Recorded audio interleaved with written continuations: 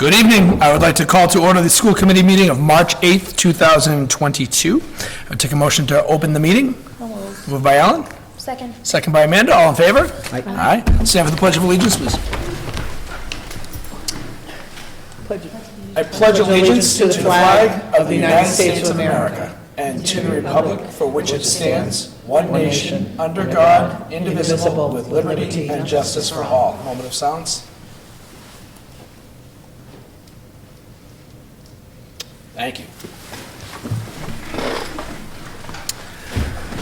All right. Due to the Foreign Language National Honor Society induction side, of which we are very proud, we're going to make a slight change in the agenda, and we are going to move our East Bridgewater Junior Senior High School Student Advisory Council report first, and we have a new guest tonight, Miss Beth Pennington. How are you, Beth? Good, how are you? Great. What do you have for us?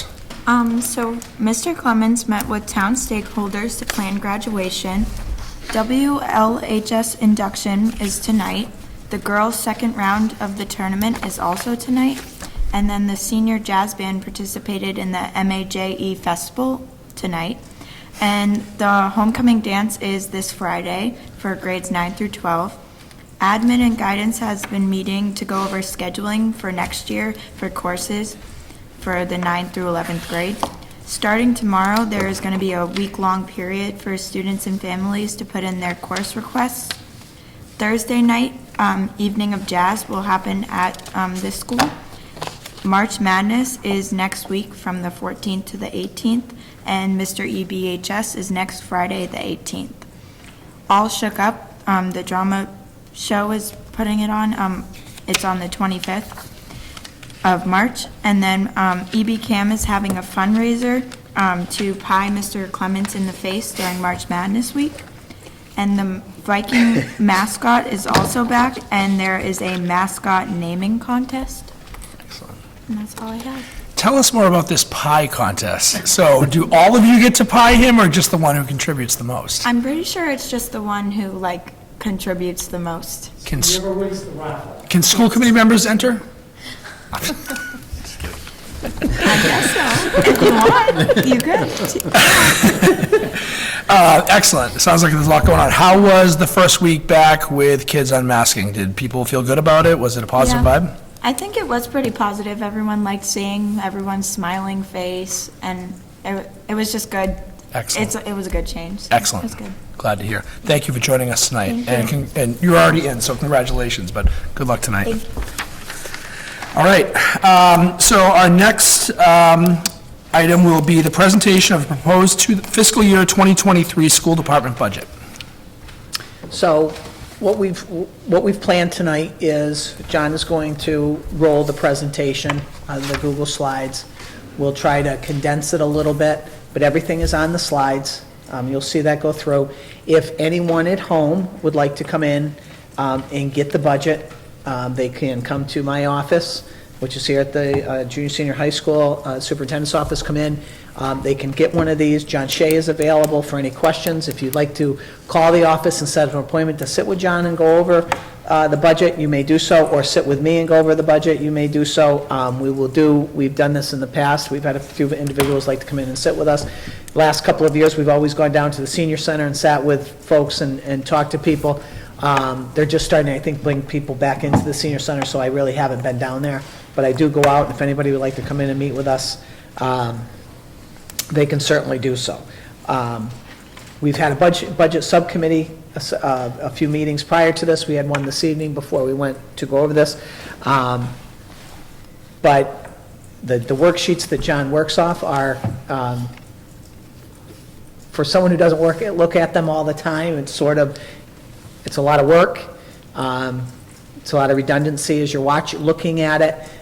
It's easier to take a look at it and then ask your questions afterwards. So if anybody at home wants to come in and see us for that, be more than happy to sit down and go over that, why something was moved from one line to another, or what we're looking for, and why is this under the grants page and not under the operating, or salaries, or this or that. So we thought, I would start to speak this evening. If there's any questions for As you know, the Budget Subcommittee, we had a nice conversation, and we'll continue to go through. This is Jay Fallon. As you know, he is the Director of Special Education. The principals are here. If anybody has any questions for the principals as we get through this, if anybody just wants to ask the principals if they are getting support, if they're looking for anything else, if we didn't ask for anything, or maybe you just have a question that you would like to know an answer to. They are here. I also asked Karen Clifford to come in tonight as we transition, and we hope to transition out of COVID and moving forward. Where did we end up on COVID? What did we see? And we have good news for the last couple of weeks. Has really been nothing, so knock on wood, and we keep moving forward. Okay? So welcome to the 2023 budget presentation, the East Bridgewater Public Schools, and our public hearing on March 8th, 2022. We start with the budget development process. We want a level service budget. What we spent this year, we need that for this year, and that's where we begin, but then what do we need for next year, and how do we move forward? We can't go under what we had this year. What drives the budget? An increase year to year is fairly consistent and typically includes salary increases due to contractual obligations, salary savings due to retirements, salary staffing changes due to enrollment, special education tuition, transportation, other services, vocational ed and transportation, technology, and impact of changes in outside revenue sources, grants, circuit breaker, user fees. Grants are through DESE and other available resources. Circuit breaker is used for student services on the special needs population. Cost of doing business. Most schools' costs are federal or state mandated, fixed, and unavoidable. If the district is to maintain the current quality of programs and services, continue to grow and improve, budget increases are necessary. We can't just live year to year with the same amount. There's a lot of factors that include there, but you'll see them in a few minutes. We can't just spend money on anything we want. There's always a line item for anything that comes into the school's budget, and it must directly it directly affects the quality of education once we start to cut that. Currently, East Bridgewater's per pupil expenditure equals $13,439. We rank 310 out of 320 districts in the Commonwealth. The state average is $17,575. I do want to preface this by saying we do very well with $13,439. We do very well with being 310 out of 320 districts. We allocate money to our kids. We've increased that over the years. That money goes directly towards our student body and for their instructional needs. And we also do very well with our contractual salaries and our increases for our staffing and our personnel. So although I would like to have more money and to be in the state average at $17,000, I don't want people to think that our kids are not getting what they need to get. So that's something that we are working on.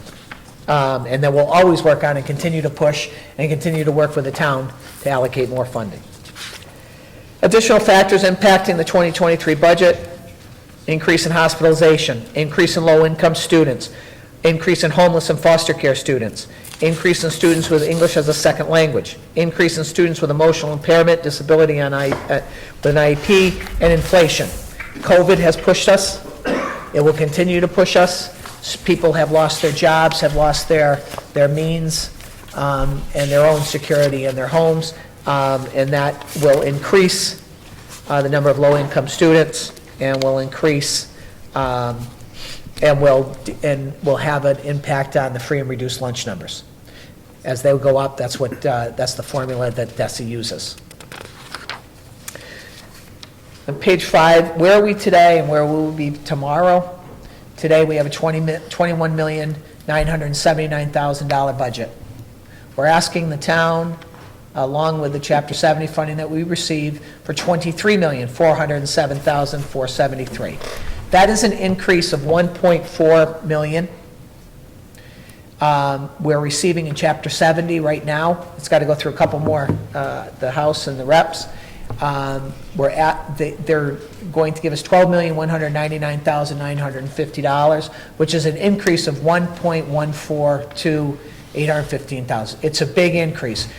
And we have the next sheet you're going to see, or in a couple of minutes, you will see where our Chapter 70s come from 218, from 64,000 one year, 65,000, 67,000. We had a year at 142, then we went back down to 64,000. This is quite an increase. This is a big increase. This is a $1.1 million increase from what we saw in 2020, 2021 and 2022. This is a huge increase. Why are we seeing this? Our free and reduced lunch numbers have gone up, our poverty has gone up, and that is directly related to how the state funding and the Chapter 70 formula. The town funding, can you go back, John, please? Because I don't put my glasses on. Town funding for 2022, they gave us $10,922,303. We're asking the town to increase that $10,922,000 by $258,220. Do we always want more money? Yeah. It's about 1% of that full budget up at the 2023. However, I do believe that moving forward, I think we're doing well with $258,000 asking for from the town. We got a big increase from the state. I think after talking to the town administrator, I do believe we'll receive that money, all of Chapter 70 is funded. So this is just a quick glance of that sheet so you can see where we were this year, what we're getting, or what we hope to get for next year, and why we're doing it this way. Factors affecting 2023 budget, we have a couple graphs on there. Number of students with English as a second language, ELL students. We continue to increase with students of an ELL population. We will be increasing the budget, not only because these students need more services, but we need another teacher. So we're asking to increase the number of teachers so that we can provide what these students need to come in and get. They're coming in as Central School. We have students that need supports at Mitchell School. We also need them here at the high school.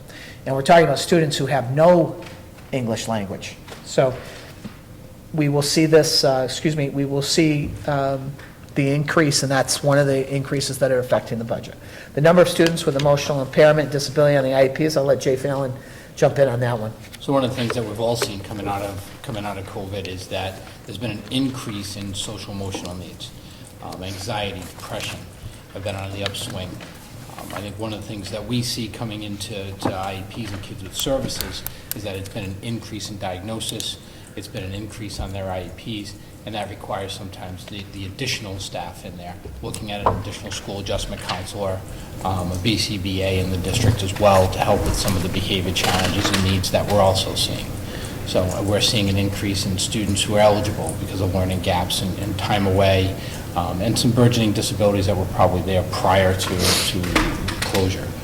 So our special needs population is increasing as well across the district. We've increased our low-income percent of students. The number of free and reduced students has increased. We've gone from 30% to 33%, or 692 students.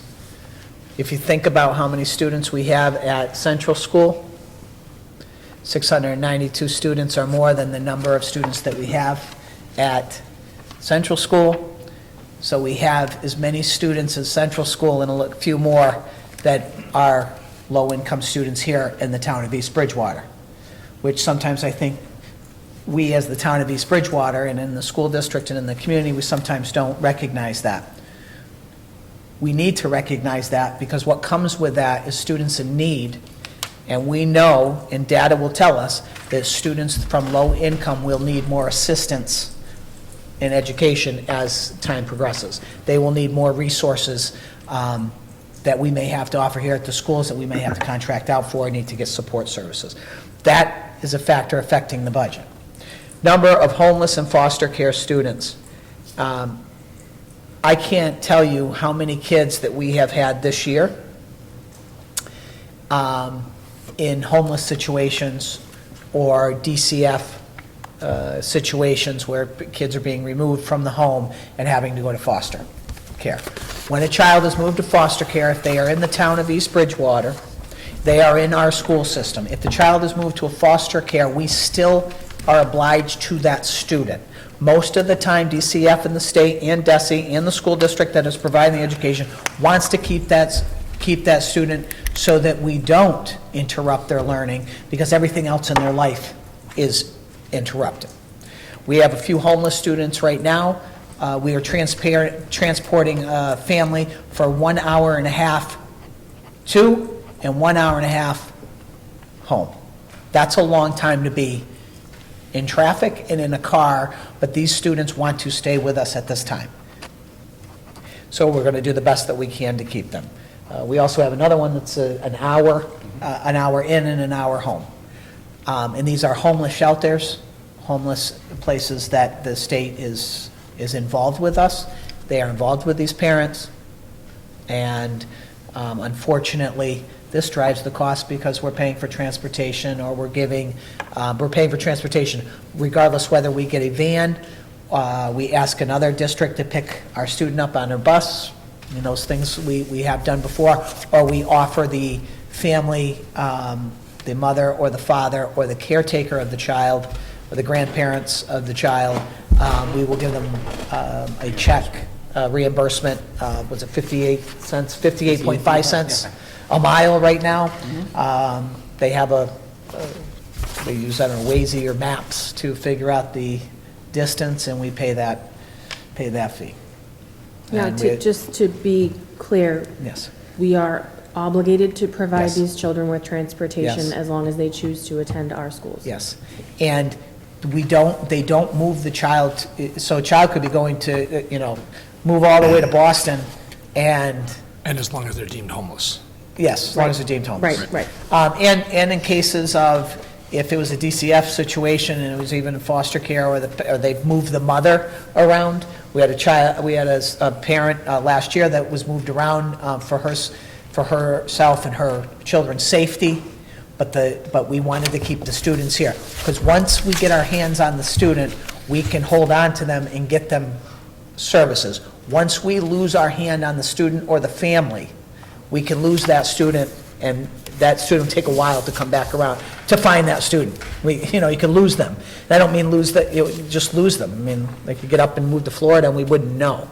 It would take a while to figure it out. So, yes, we have to pay for that. The other things that are affecting the budget is counseling for students. So on this slide, when you look at it, we have a social work intern program here in the district, predominantly looking at numbers from our central school, the beginning point, and our junior senior high. So looking at the data over the last couple of years, if you look at this graph from September 2020 to January 2021, the number of cases that our social work intern dealt with at the central school were 10 over that time period. If you look at it this year, September 2021 to January 22, it's 75. Same person, same cases, this is what they're working on. If you look at the junior, senior high school, in that same time period, they had 37 cases in 2020 to 2021 and 110 this year. Exponentially, we're looking at a need for our kids.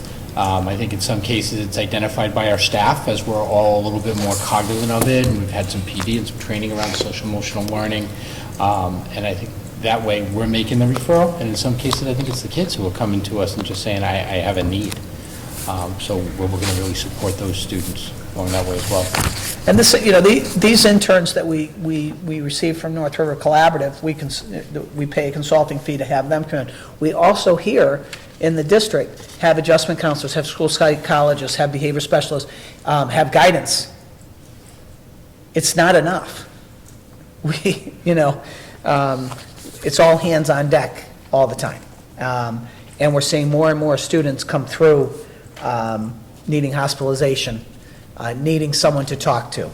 And regardless whatever the issue is, we're trying to provide as many people as we possibly can to meet with these students.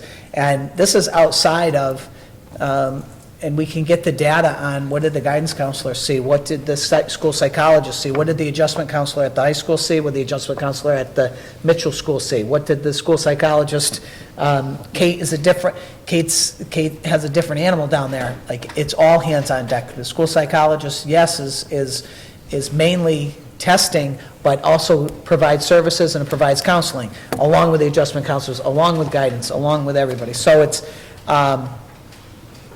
on top of all of the people that we have with us, our interns from North River Collaborative have done a great job and worked well with us. On page 9, you see budget assumption and expectation. Grants and other outside funding sources are currently unknown, and John estimates from year to year, tries to take in consideration from all of the principals when he sits down with us. And we talk about what are the needs, what are we seeing, what could happen, pay for the, plan for the rainy day and hopefully it's sunny. Jay Fallon will come in and sit with the principals. What are we seeing? What do we think's coming? Kate can give us a lot of insight as pre-K and K come through to tell us what we could be seeing and what we might need, what special needs may need on that side. But still, as kids come in and out of the district, as kids grow older, we will see more and more need for support. Pre-K and K enrollment, we're still working on those, and we're just waiting for the end of those numbers to come in. And Kate they do a nice job over there of really making sure that they've gotten to everybody who wants to come to kindergarten. We want everybody to come to kindergarten. It's best that they come to kindergarten. Pre-K, sometimes we have to shut it down, but we'll wait as long as we can, and we fill up very, very quickly. We continue to partner with the town. We do work with we are the number one when it comes to size of all town departments. We have the largest personnel, we have the largest budget, but we also do sit with all the directors at the town on a monthly basis, and as we get closer to this over the next month or so, next 6 weeks, we'll probably be up there every week with the town administrator and Chief Herron, Chief O'Brien, Mr. Haynes, because they are the largest. Not to say that the library or that the Council of Aging is not important, it's just we know that we're looking at $23 million. So it's, but we sit with everybody. The additional enrollment grade changes impact upon staffing may need to be addressed. This is an assumption and an expectation that we know that we'll have if students move into the district. If we have an increase of students coming into the district, we're going to have to increase numbers in the classroom for teachers. We know that it doesn't matter how many students are in a classroom, it's more for comfort, but that doesn't really drive whether the classroom does a great job or not a great job. We've learned that over time, but loading up a classroom to 35 students is not conducive to a good lesson. It's not conducive to getting support by the teacher. It's not good for the teacher. It's too much. So we want to keep numbers down in the classroom. We want kids to have support and feel that they can get everything that they need out of that classroom. We are right now in negotiations with the teachers. We hope, I feel very confident that we are working progressively, proactively with our teachers. I think we'll see a deal, I hope, prior to the town meeting. That works for both sides. It works for the town to be able to support the school district and what we need. It also supports the teachers and knowing that we treated them, and I am confident that we will, and that we have a respectful agreement coming our way sooner than later.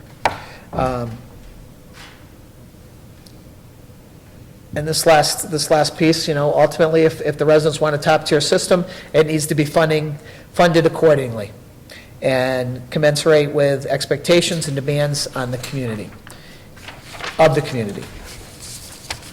I think our community wants a top-notch system. I don't think anybody wants decrepit buildings. I don't think people want us to shut down a school. I don't think people want us to have only 6 teachers at the Mitchell School when you need 76 teachers at the Mitchell School. But it is hard on people's pockets, and we know that, and we're trying very hard to stay prudent in what we do. I like to say I'm the fiduciary of the school district as part of my job, but I do have, Dr. Williams is excellent at holding herself accountable in curriculum instruction. The principals are prudent in how they ask and come forward. Jay Fallon does a great job of paying ahead and working with John on circuit breaker and working with his special population. And John oversees this budget and stays very rudimentary throughout this entire process of what are we doing to make sure that our students are supported and not taking us all out and meaning bottoming out. And we certainly don't want to do that. That has been done in this district before. It's certainly something that I have not and will not allow to happen since, I came into the district. I think our principals, I would ask the principals or ask if you have any questions for the principals at this time, or if the principals wanted to add anything this evening. We've had conversations about personnel, we've had conversations about their buildings, we've had conversations about their parking lots, their auditoriums, their cafeterias. We've had conversations about more teachers. I don't want to even ask Kate Byrne that because she will say, I will take 20 new teachers and still keep what she has just for support. Little people, I think Kate told me this 5 years ago, and always being middle school and high school, I never saw it this way, but I've learned a lot over there, that little people with big problems because they can't tell you what their problems are. And whether it's a small issue that's big to them or a big issue that's small to us, or that an issue that we need to support and understand better, it takes us a little bit of time with little feet and little hands and little people to say, I don't know why I can't do this. Because they can't tell you why they can't do it. We've got to figure it out, and we've got to work with them, and it takes a lot of people and a lot of hands-on. They do a tremendous job over there. Same thing at Mitchell School. With the third grade and fourth grade, they're like ants. The sun comes out, they come out, and they run as fast as they can, and then it's time to go home, and they're tired. And that's a big group. We've got 3 through 6 over there, and he could use more hands. We could always use more hands. But I think that if there was any questions at this time, the Chapter 70 funding, as you can see on that screen, in 2018, we were at $10 million. In 2023, we're at, $12,199,000. I wish it was $15,199,000 at the end, but we work with the entire Commonwealth of Massachusetts, and, he's got to delegate, or they've got to push money around to where it needs to go. But our increase this year is $1.1 million. I don't have any other reason not to believe that we will receive all of that Chapter 70 funding that is coming from the state to the town that we should receive. On that last page, on page 28, John gives an overhaul of, so then on from, I think it's page 11 to 31, or to 28, it's John's model, he calls it. It's his worksheet. It is his ledger. It is how he works everything out, where he puts everything, his grants, or our grants, the revolving funds, the enrollments are there, the athletics. A question was asked earlier about athletics.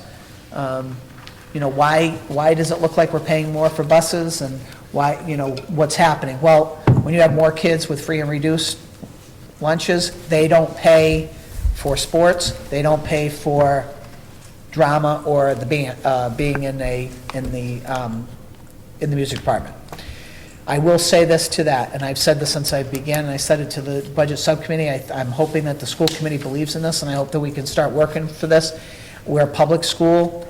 I believe public schools should offer athletics and all after-school activities or interscholastic league sports or the drama, music department, whether we had an after-school, whatever the after-school program is, I think it should be free. I think we pay a lot of money to have kids just come to our school and our taxes. So it's something for us to think about. I'd like to work on a 2-year initiative to try to see if we can break that. We have lowered the cost a lot. We have brought the cost down from where we began, probably a couple $100 since we began. I mean, we continue to do that. So, and we will continue to do it more and more. But that is that's the model. That's what goes up to the town. That's how John gets audited on. That's what we look at. Those are the things we talk about. So you have it in front of you. The revolving funds, they are healthy. We do use these revolving funds once we get into the year. We do have some initiatives coming up, and we did use those this year, and that's what revolving funds are for. They are for outside the budget. If we get stuck and we need another teacher during the year, have we gone to this revolving account? Yes, we have. If a child needed something, if one of the principals came to us and said, hey, look we need something here, do we have the money? We start in the revolving accounts and we move backwards.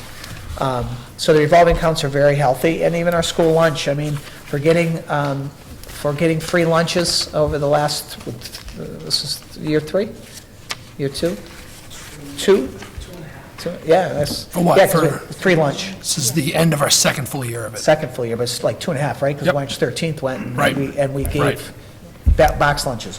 So, but I mean, if you look at how well Debbie Vaughn has done for us, she does a terrific job here, and does a great job on moving that revolving account. And just so you know, that if a child doesn't,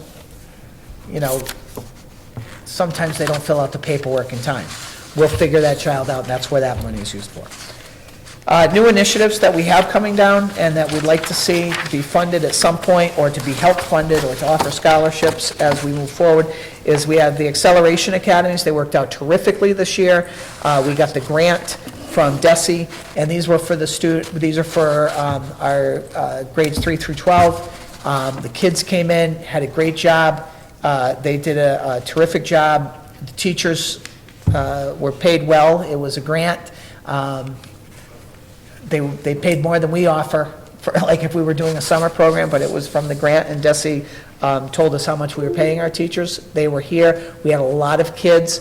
Dr. Williams will be back at our next meeting, along with Stacy Linehan, and they'll give us a little overview of how the Acceleration Academy, the Math Acceleration Academy worked out. Early college, dual enrollment for college credit.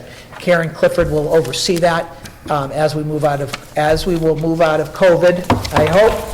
Karen is going to start taking over the early college initiative and all these alternative programs, so that we have someone overseeing that, working with the guidance department, working with the principals, so that we'll have one person looking right at this and how this works. We had a meeting today. We worked with Dr. Sean Boone from Brockton. He and Karen are our pinpoint people for the dual enrollment, and we also had, we zoomed in the provost from Assumption College, where we had a great conversation for 45 minutes, and what courses our kids are going to take, and then what we'll do over the summertime. We would like to open the Public Safety Academy by summertime. We're working with, obviously, Chief Herron, but we're also working with Captain Kelly. I think that he will be the point person for the fire department at this time, and we hope to have that Public Safety Academy, have everything worked out for the June meeting, so that we can show everybody, and then start some projects in the summer. And then we have a certificate, and then we're looking for more certificate programs. We did EMR, EMT, CPR, first aid, Hall CNA, phlebotomy right now for certificates this year. And we also have a certificate program coming out of Stonehill College for photonics, another certificate program, where students can gain a certificate, receive it the day that they graduate, walk across the stage. You'll give them also not only a diploma, but a certificate, and they go right out and start career to work. School to career. And that's something, an initiative I think that we have been talking about, but we're now there. And where do we fund these from? Some of the capital requests, widening of the driveway for emergency vehicles in a fire lane at Central School. I've been asking for this for at least 4 years, John, we have been up there. It is very scary in the front of Central School to have one lane. You cannot get an emergency vehicle. You can get them in there, because they're going to push people out of the way, but at 8 o'clock in the morning, or 8:30 to 9:15, that's a tough place to get into. If we have an issue to get a full fire truck in there and an ambulance, you'd be fighting against traffic coming up, you'd be fighting traffic getting in and making the corner, so we'd like to open that driveway up. Dishwasher replacement at the Mitchell School. Debbie Vaughn has just received a grant for $20,000 towards that dishwasher replacement, so see that, Andrew? You don't have to do dishes anymore down there. We'll be replacing that for you next year. Also, there's some pictures in your packet. If you look at the Mitchell School driveway, it's a mess, and there it is in the parking lot. We can talk about it, but unless you see the pictures, people don't really believe that's really our Mitchell School parking lot. It's gross. At the high school, we got the dust collector, the Mitchell dishwasher, we have a picture of, the dust collector, and John Shea wrote a dissertation on the side of that to talk about why we moved the small dust collector to where the big dust collector is, and why the big dust collector has to be moved to where the small dust collector is. And that's what it is, and we're going to be moving that this year, we hope to be. The auditorium at the high school, renovation, the gym floor, rubber overlay, and that's at the high school and at Central School. At Central School, entrance repairs, pre-K ramp repair, handicap ramp repair, entrance door repairs. That poor school needs some help and some support. It's a beautiful school. It is Central School. It's a diamond. We know that, and it's not in the rough. It is our diamond school. It's where our neediest population goes, because they are our babies. It needs help. It needs repair. We need some support over there. The high school, a wide format printer, cutter with accessories for tech ed department. We're hoping that machine will make some decals for us and do some branding for the district. I think Mr. Shea's more excited about that than anybody else is, because then we don't have to. It'll save us some money. to go out and get decals. Like to get marquees, digital marquees like we have at the high school, at the Central School and the Mitchell School, for two reasons. One, Central School and Mitchell School, they have a lot of great things going on at their schools, as well as just the junior, senior high school. The junior, senior high school seems to get a lot of play because we have athletics going on, we have the drama club, we have plays, we have the jazz, we have different things going, driver's ed will be starting, so there'll be a lot of play down here for that. But we do have they've got a drama club at Mitchell School. We've got PTO, and we've got the fun runs at the Central School, and the Mitchell School. We've got so many things going on at these other schools. They deserve for people to know when they drive by what's happening. And during the case of what happened this year when we lost electricity and power and all of these other things, it would have been nice to have digital marquees. We had power here. Thank goodness we still had our cell phones, because I wouldn't have known to get down a road if Mrs. Foster didn't call us and say, you can't come down the road, you can come up the road, but you can't come down. And it was one of the roads that was late coming in, and we found out, and we had to do some,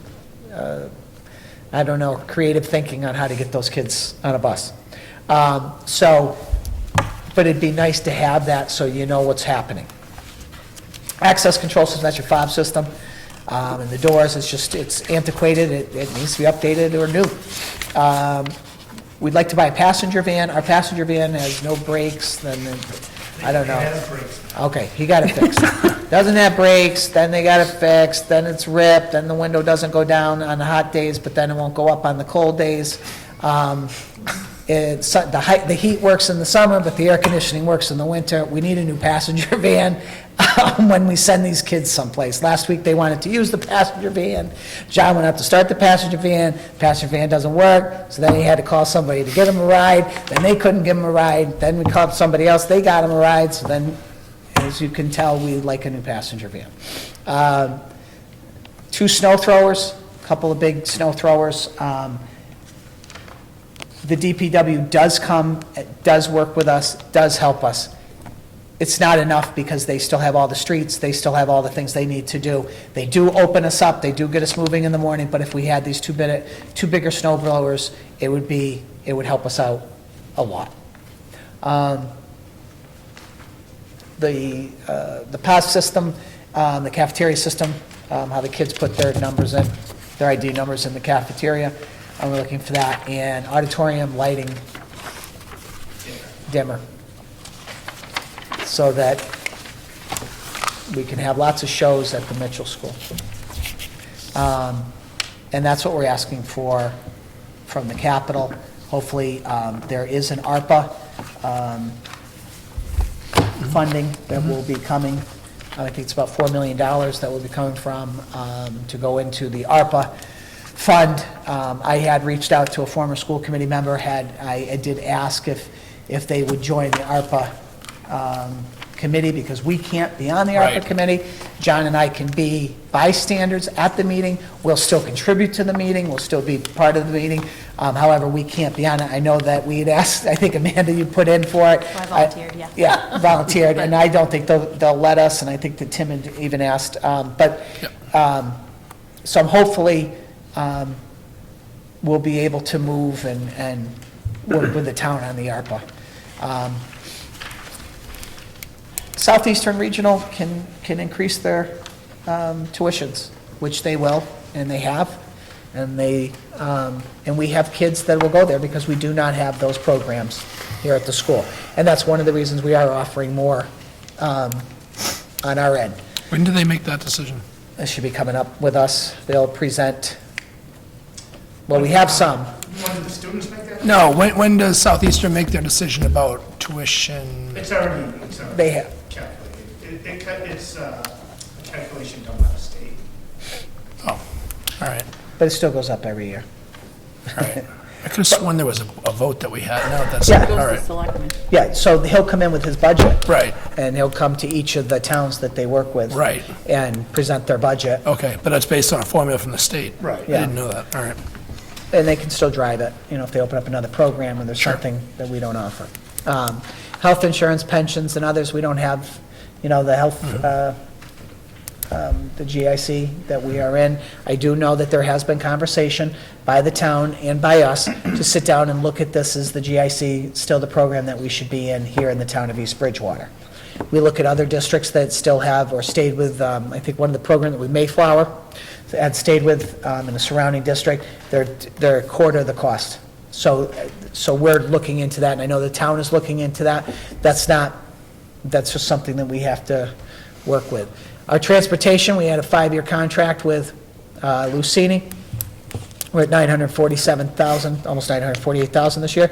We had an increase of 1.3 this year. We'll hold that for one more year, and then we have to renegotiate. So we'll see what happens with the Lucinis.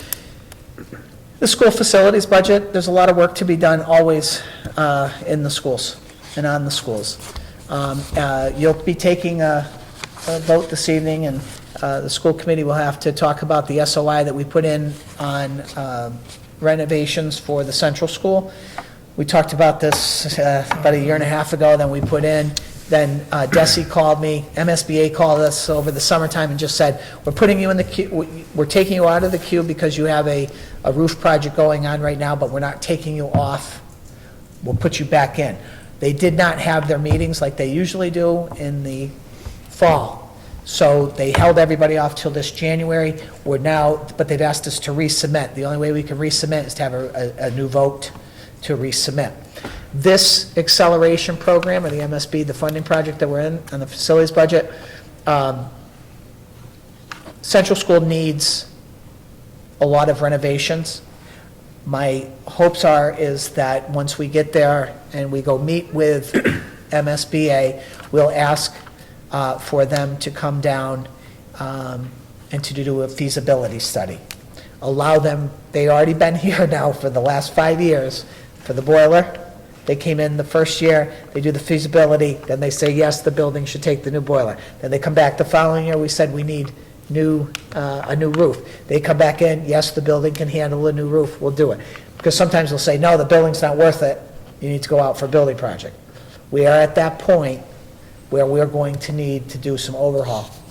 But I don't want to get into that, because I don't want to say something that we need 210 million when they come in and say, you're not ready for that. Because I don't think our town could afford to do it ourselves, so we're going to need the MSBA and the reimbursement from them. So let them come in and do a feasibility. I believe what we'll try to do is have them do a feasibility for the entire district while they're here. As this building's getting older, we need to look at Mitchell School, because if in fact they were to say, yes, we'll give you some work done at the Central School, then the Mitchell School we would have to look at Mitchell School and say, okay, who's going to Mitchell? Is it all grade 2, or is it grade 1 and 2? Where would Kate go with pre-K and K and 1? Is she going into mods? Is we renting a building? What are we doing? Those are things that are down the line, and I would like them to come in and help us. That all sounds fantastic. Moving an entire school. Yeah, so, but we're trying to be proactive right now, looking at that and trying to get them here. The ARPA, and that's a topic of discussion. I would believe that they got to start their meeting sometime and start getting their committee together to start talking about the funds and how the funds can be allocated and work. We've seen, and you've seen them, the bylaws of how these funds have been, and then they come back and they go, no, you can spend it on anything, no, it's going to be just on facilities, no, it's going to be on this. So, It's been almost a year now since that was passed. Yeah. I mean, they really need to get moving with that. right. We have, and then, I said this to the Budget Subcommittee, and I say it again. John Shea has put some time into this. He continues to put time into it because it will impact the district one way or the other. Our sewer, the new line of water that's coming down from Brockton, will have an impact, because now that we have this, and we also have some people that want to build here, there's a plan for 80 condominiums, 160 apartments, and 75 homes in East Bridgewater alone. And that's just East Bridgewater, so I can only imagine what's happening, Abington, East Bridgewater, West Bridgewater, Bridgewater Radium, all around. This will impact us. Whether it's an apartment, whether it's a house, whether it's a condo, they will bring in kids. There will be children. So we need to figure out, what does that look like? How is that working? Are these 55 and older homes? I don't think so. Are they complexes like that? I don't think so. So we need to make sure that we're ready for that. How long will it be until we see the first movement of those homes? Who's buying them? Are they starting to be sold now? Are the lots being sold? Do we know what's happening? We have conversations with the assessor all the time. We have conversations with the town administrator. No one ever thought that East Bridgewater would have students of low income or no income. People, I think, in East Bridgewater never thought we were going to have students who needed to be hospitalized at times in their life. I don't think people in any community, when we never had it before, I don't think we ever thought we'd have ELL learners, or the amount of ELL learners that we had. Well, we do now. And it's impacting our budget in a good way, because they're still our children, and they still need our supports, and it is good to have more kids come and more homes and more revenue for the town. However, it's an impact on your school. Can you explain a little bit how hospitalizations impact the school budget? Because I didn't understand this when we first sat down, so I'm sure there's a lot of people out there that don't. So when a student gets hospitalized, there's a couple of different impacts. One is that we have, as a school district, we still have to provide tutoring. So there is an agency that does the tutoring. You have to contract with that agency. There's a fee schedule that's already set up. So that's one impact. The other impact is that as you work that student back into the district, you need to make sure that you have those services based on a report that comes out of the hospitalization based on what their needs are. So sometimes that impacts your staffing level. Sometimes that impacts, whether the student is even appropriate to return to that school if we don't have those services. Thank you. No matter what we do, it's something. I don't know if you have any questions for the principals tonight. I know it's a big meeting. I do have them come because they are supported in that way, and we do talk about it at meetings. I think pretty much we've had everything come out. I want to make sure you all have what you need. We told Mr. Shea when we first had our budget meeting that, we'll push for more funding if it's what you need, whether it's for supplies, for staffing, building upgrades, that we're here to provide what it is to keep your building operating at a high level. He told us that he's come back to you, you've come back to him, which makes me really happy to hear, I'm sure the rest of the committee. So if this is what you need to have a successful year, we support it completely. Yep. Kate needs more green, and, what is it? It's springtime, so what are we looking for? Pink and yellow construction paper. That's a whole And separate purple. line, that's a whole separate line item we need to create. And it's well stocked, and there is John's turning red because this is a point of contention. When he walks in, he goes, "More purple paper?" I said, "John, it's spring. It is not," he goes, "I just bought orange," what did you say? "I just bought orange and brown." I go, "That was, I think John, that was Halloween." I think John should get out and shadow a first grade teacher for a day. I've seen them in action. Listen, the first week of school, John rides the bus. We go over there. Kate, this is true. Kate and I are standing there. First kid gets off the bus. Second kid is John. John comes off the bus. The third student that comes off the bus. "Bye, John." John's like, "Bye, Pete." He's like, "All right." He goes, and he's got his mask on. I was like, this is beautiful. This is the first week of school, and by the second week of school, every little boy has their hair cut just like John. It's I got amazing. yelled at that first day coming off the bus, too, because we didn't wait.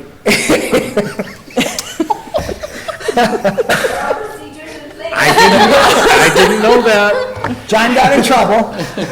She turned all of them around, went back on the bus, and then John had to come back off the bus, and then she pumped his hand with hand sanitizer. I think this should go on our social media when next time this happens. Oh, believe me. Are there any questions at this time from the committee for either John, Jay, or Liz about anything that was presented tonight? I have a couple. Sure. I noticed the athletic bus and athletic equipment are both having pretty good size increases. Yeah.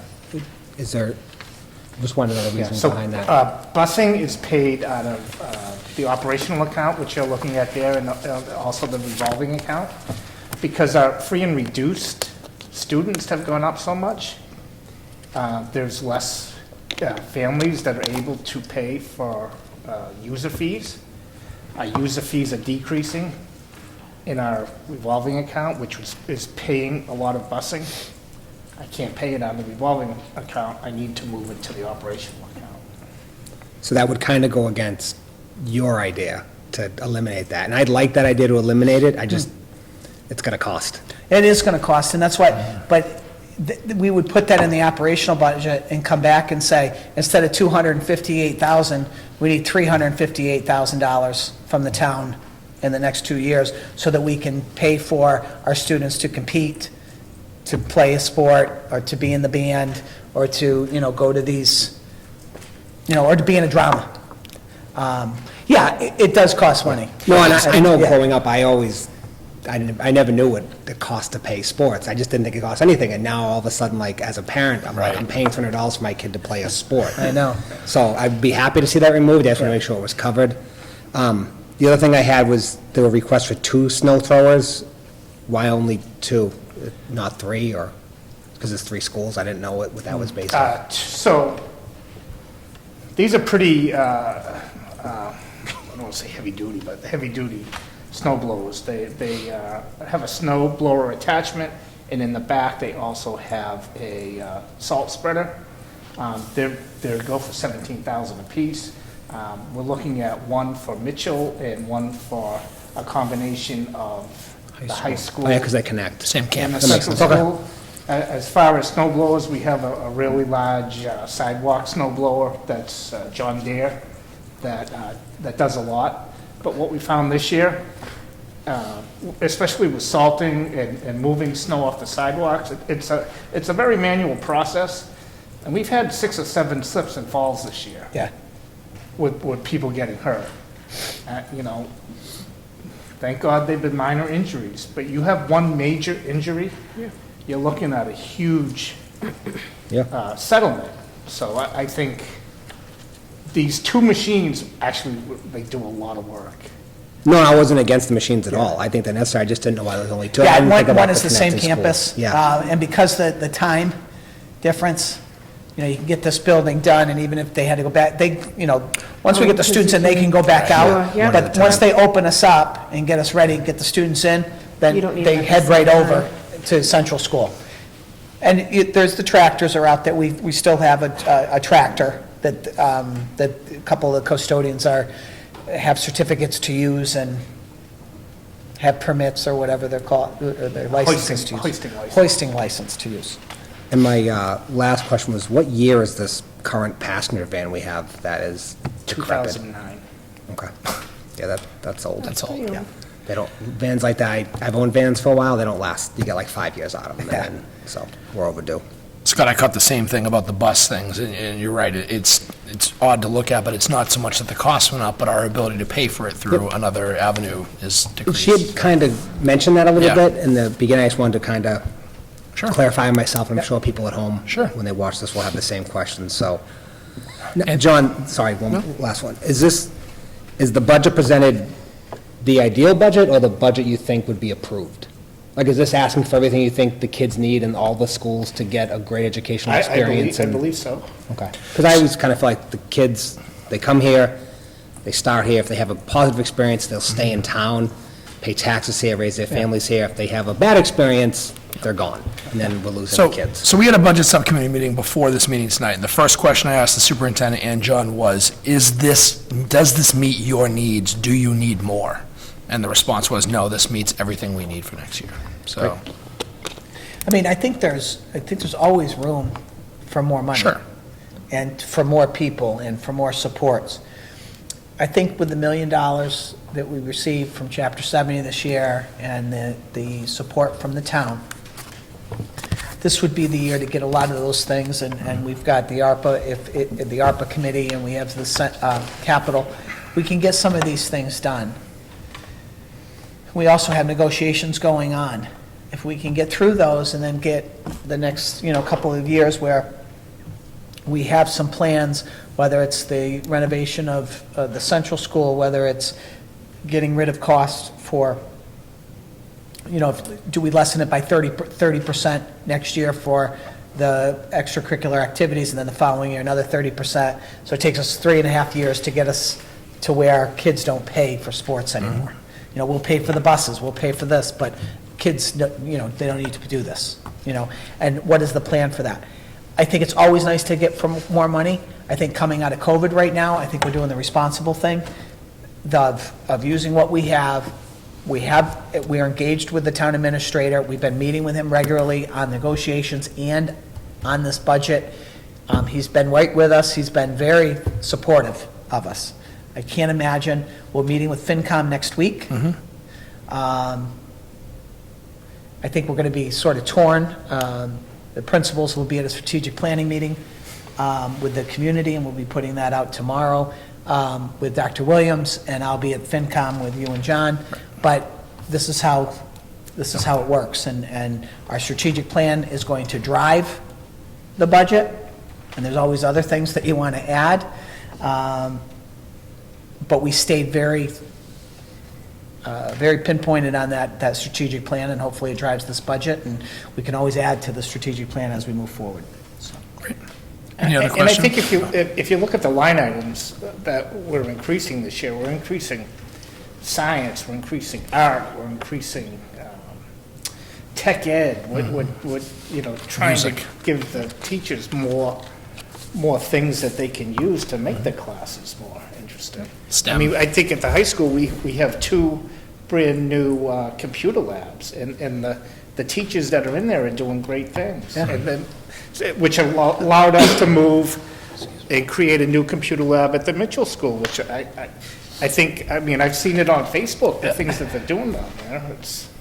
That's the stuff we want to see increased. And We have a STEM room that is getting bigger and bigger and better at the Mitchell School every year.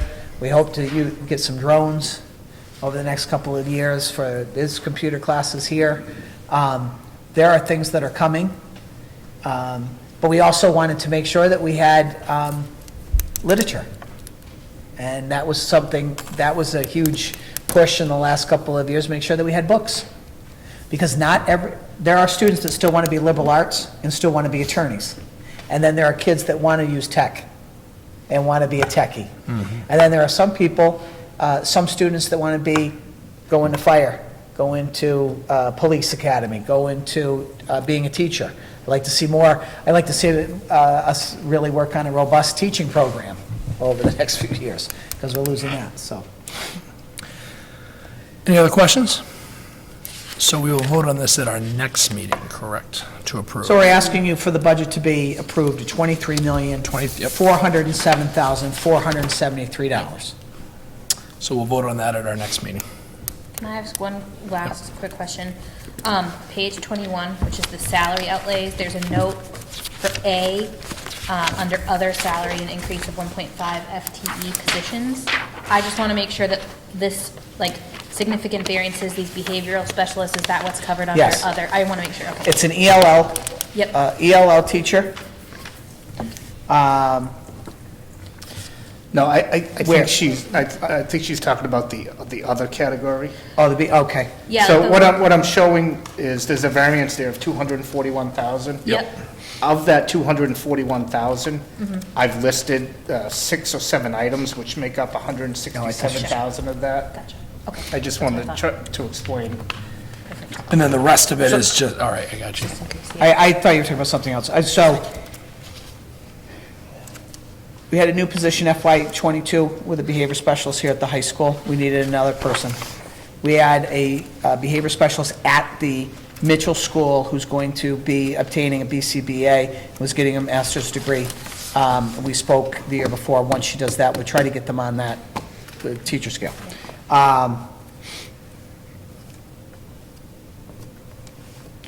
Moved over somebody's salary and increased the salary in central office and the business office. We don't have anybody here at night, so that kids were running around upstairs, or people were getting, other schools were coming in, playing a game, and kids got onto the second floor, third floor, and then we now have a security guard here at night and after school, and she's been incredible and done some great job. She got me unstuck from a hallway. So I forgot my She's the little best. fob, and she saw me She's ready the to best. cry. She's the best. And I think that's then we did, just the extra monitors and the times that they needed them. Yeah. Those were the COVID monitors. Yeah. And sorry, Liz, the Yep. EBA 3.5, that's the ELL teacher. 1.5 ELL. 1.5. Thank you. 1 BCBA, Gotcha. and 1 School adjustment. And one. And school adjustment. School adjustment council will come here. BCBA District-wide. will be district-wide, and what's the other one? ELL. And the ELL, Yeah, because right now we just don't have enough. thank you. They're hard to get those positions, so if anybody knows anyone, please let us know. We have posted just so everybody knows this, because this came up the other day. I posted every position in the district. I talked to Kurt Shippey prior to say, relax, nobody's going anyplace. If you haven't talked to your principals by now, you're not going anyplace. We're staying, we're keeping these positions. I posted it because we're having problems finding teachers. Every district is posting. I don't know if you saw the school spring, I don't know if you saw the papers. We will start interviewing, principals were in my office on Monday. They saw how, we can't even believe the amount of resumes that we're receiving on a daily basis right now. So hopefully in the next couple of weeks, they'll start to come up and start interviewing. We'd like to get a lot of people hired before June, so that we've got a hold of them and we don't lose them. Because last year, we were fighting, and we're still fighting. Getting into education right now is not what it was 5 years ago, so it's a hard sell sometimes. Thank you. I mean, I continue to be impressed. I've lived in this town for 10 years, and where we are now versus where we were in 2012 continues to amaze me at what a great place this district is at. So appreciate your hard work and your diligence on this, and John, thank you. So, any questions about this budget between now and the 21st, you can reach out to John or Liz, but we'll vote on this at our next meeting. We do have the budget presentation is in my office. Yep. I'll give a couple to Andrew Gentile tonight. You can put it down at Mitchell School. If any parents come in, he can pass them out. I have a couple to Kate Byrne. Bring over to Central School if anybody stops by. And we usually send 2 up to the town hall, just in case. We'll put them on the front desk if anybody would like to see them. Excellent, thank you. I know we posted on our website, is that after we approve it? Yeah. Yep. Mr. McKinnon, are you here for public comment tonight? I'm actually representing the entire town. That's fine, no, we weren't going to do it until later, but if you're here for public comment, I didn't know if we could move it now rather than make you wait for... No, I just wanted to come. I knew what was going on, and I just wanted to hear It's great to see you. this side. All right, it's great to see you. Do you want to move on to targeted review? So we went to a targeted district review. The target district review team was here. Started at the high school and central office last Monday, then they went to Mitchell School, and then the central school, they got to teach, they spoke to everybody. We had teams of people. I know that some of you were even on the one of the committees that had spoken to Mary Burns and the rest of her committee.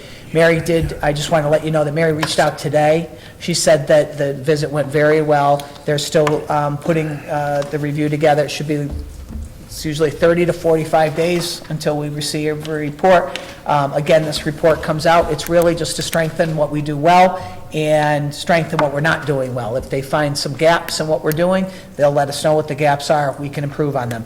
It doesn't ding us. It doesn't go to, it will go to Desi. It will let Desi know how we're doing. Russell will find out. All those guys will know. They'll ask us if we want supports, if we don't need supports. Mary did say, I believe she spoke to Gina on the last day, but she said today in her email that thought it was a great town, the kids were great, and that's the nice part.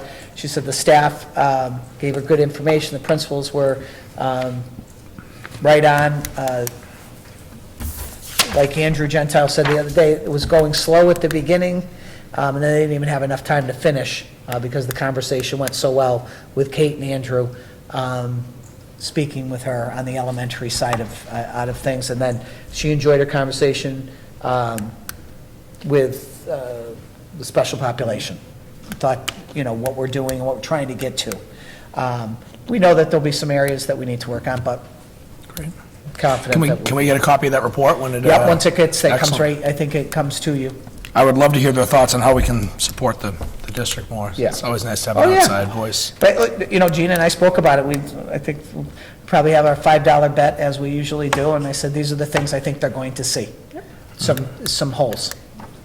Okay. And we know some of them already, like we've already, have said some things, and. Sure. But they're things that we know, and I hope that it's the ones that we know, and I hope it's some that we don't know, so that we can improve on them. Sure. I'll have my goals for evaluation next week. Next Friday, meeting. next You and I meeting. can meet and talk about it, and then Yeah. we'll bring it to the next meeting. Yep, I know that we were Excellent. talking about that. So we did, just for the rest of the group, I didn't tell them this. So oversight on my part, you had your evaluation subcommittee, or evaluation training in the fall, which I was not able to attend for COVID reasons.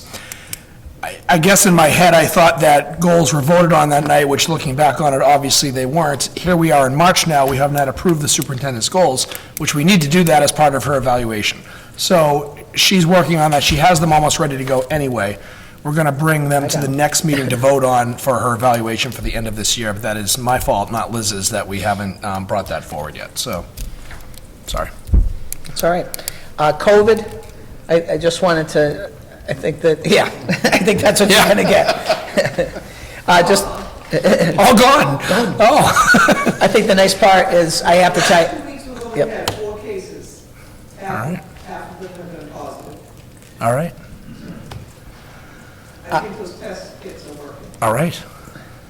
We've come home, on Monday when the kids came back from vacation, 2 weeks ago, a week ago, I guess.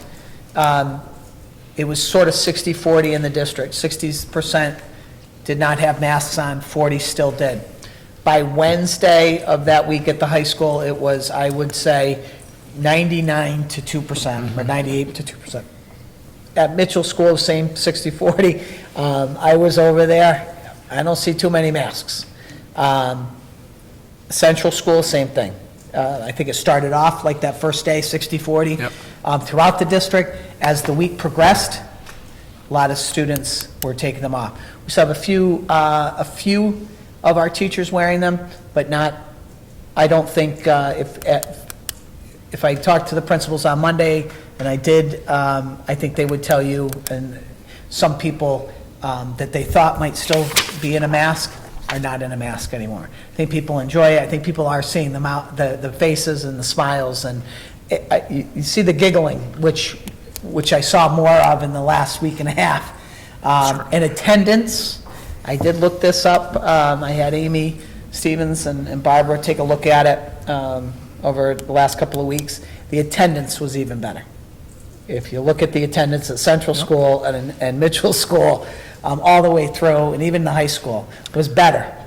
Now, I don't know if that was because they just wanted to see how many Right. kids didn't have their mask on or had their mask on, and they just came to school to see that, but they're here. Karen, is the district still requiring parents to fill out that screening form when kids are out? The attendance form? Yeah. Yes. Is that still a thing? Okay. Yes. Is that, That's you, still how we're gonna- will that be a thing for the rest of the year, or is that? And I think moving forward, I think it's just been a good tool to capture the attendance if somebody's going to be absent. Okay. Because it gives a multiple of choice Great. reasons. Instead, the way we did it before was that they had to call in, leave a message, and then Yep. somebody had to retrieve all the messages. So this is, it just populates the Google form. It's very quick and easy for each building to Perfect. process. And do you get a pretty good percentage of parents actually doing that form, or do you have to track some down?